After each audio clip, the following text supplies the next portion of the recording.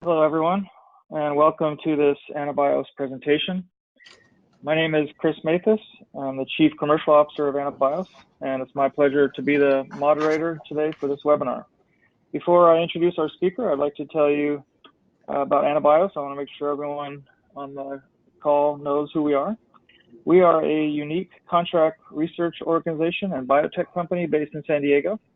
AnaBios procures human tissue samples from ethically consented donors, and we do research with this tissue or cells to perform physiological assays in which we can test preclinical compounds for drug discovery projects. AnaBios has essentially redefined first in human. So it's my pleasure to introduce our speaker today. He is Dr. Patrick Doherty, who is the HEB professor in cancer research at the Department of Pain Medicine, Division of Anesthesiology and Critical Care at the University of Texas MD Anderson Cancer Center in Houston, Texas. Patrick is also an adjunct professor, Department of Neurobiology and Anatomy at the University of Texas Health Sciences Center in Houston. He did his PhD in biomedical science in 1988 from University of Texas Graduate School of Biomedical Science, and before that received a medical degree from the University of Texas Medical School.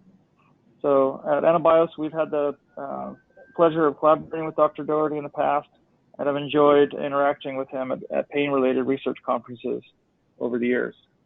So without further ado, Patrick, thanks for being here, and over to you.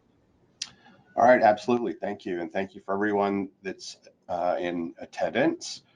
I guess initial slide, you can see a picture of the Texas Medical Center, and off to the left there, you can see downtown Houston. You don't want to confuse one city for the other city. And what I'm going to talk to you today about, you can see there on the title, what we've been very interested in my group is looking at potential roles for chemotherapy-related peripheral neuropathy. I work at the Cancer Center. This is obviously a big problem that we experience. And I'm going to talk about some potential treatment avenues that we've revealed, looking at this process where we've identified that spontaneous activity develops ectopically in the dorsal root ganglia, both of chemotherapy-treated animals, and I'll also show you data from humans. And I guess that's the take-home message here, why we're speaking in AnaBios. And essentially what we're doing is we're using human tissue. There we go. Okay. We're using modeling processes in animals, and then jumping over and validating the processes that we see in animals using human tissues. That's essentially the gist of our work. I'll also just preface, this is going to be essentially the same talk that I gave back in May at the NUPSIG meeting in London. So if you're in attendance there, you're probably not going to hear much new. If you were that interested and you want to hear it again, then that's just great. But just to save people time, I don't want you to be disappointed if you listen to this and you think, I've heard it all before. Otherwise, if you weren't at the NUPSIG meeting, this may be an incentive to come in the future. There's some really excellent science there. It's a great meeting. In any case, this is the general premise that we're looking at, and then we'll move into the specifics. And so this slide here is published in Pain back in 2017.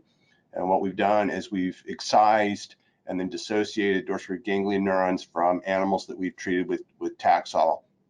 And those animals develop a hypersensitivity that seems to mimic then chemotherapy-induced peripheral neuropathy. So it's a model in rodents of chemotherapy-induced neuropathy. And the main point is up here in this left-hand corner, where if you take these ganglion neurons out of animals that have been treated with just vehicle,